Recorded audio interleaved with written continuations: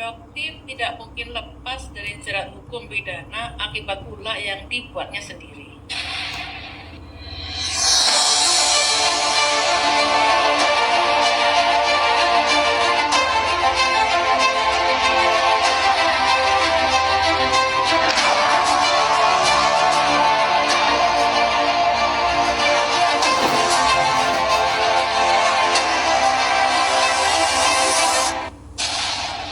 Ada yang mau memviralkan tagar Save Dokter.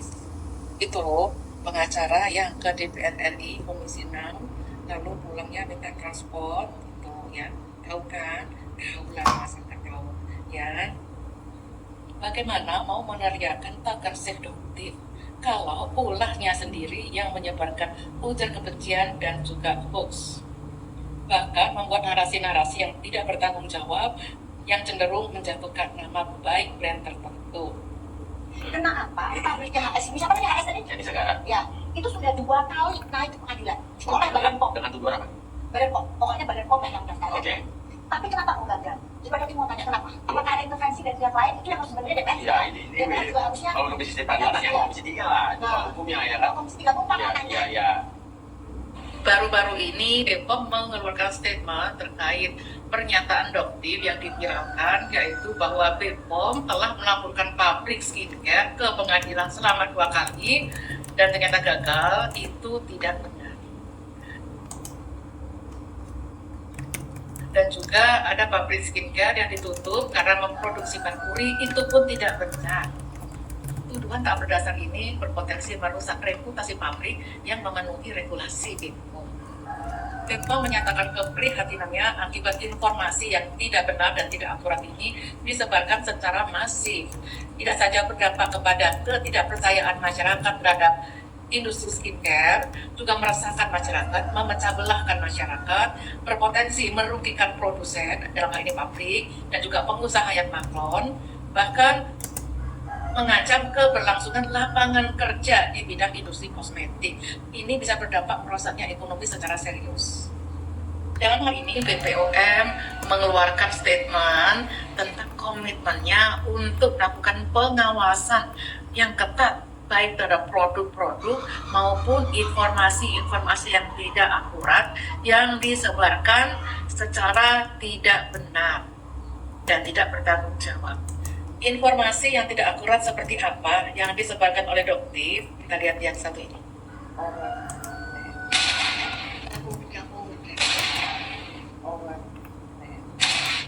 Dokter dengan sangat lantang sekali melakukan stempel overclaim kepada suatu brand berdasarkan uji laboratorium. Kita lihat faktanya.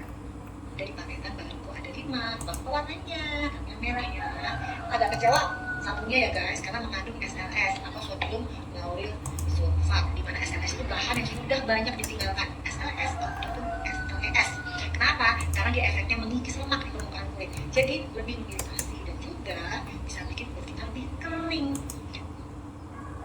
Informasi ini cenderung menyesatkan dan merugikan nama baik brand karena beberapa literatur baik Asia maupun Eropa mengatakan SLS ini cukup aman dan masih banyak digunakan untuk pembersih wajah maupun tubuh. Yang pertama yaitu serum, mengandung niacinamide, hasil lab 2,36%, dan retinolnya adalah 0,0009. Laetitia Anti-Aging Series, niacinamide-nya 2,10, sedangkan retinolnya 0,15%. Sama sekali berbeda kan dengan hasil yang dikatakan oleh Dokter. Kedua yaitu krim boosternya dengan kandungan yang sama, yaitu niacinamide dan retinol. Sebenarnya sih banyak guys, tapi ya karena sih kita bisa progres itu jadi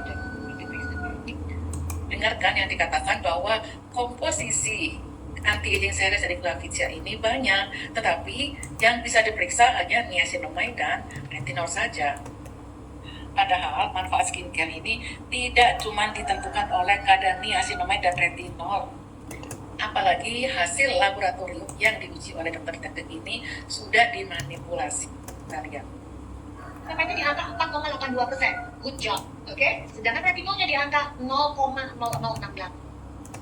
Oke, kita lihat Skin Booster Night Cream dari Laetitia, kadar niacinamide-nya 5,38%, retinolnya 0,16%. Sangat jauh berbeda dengan yang disampaikan oleh dokter detektif ke depan publik dan diviralkan sebagai skincare overclaim.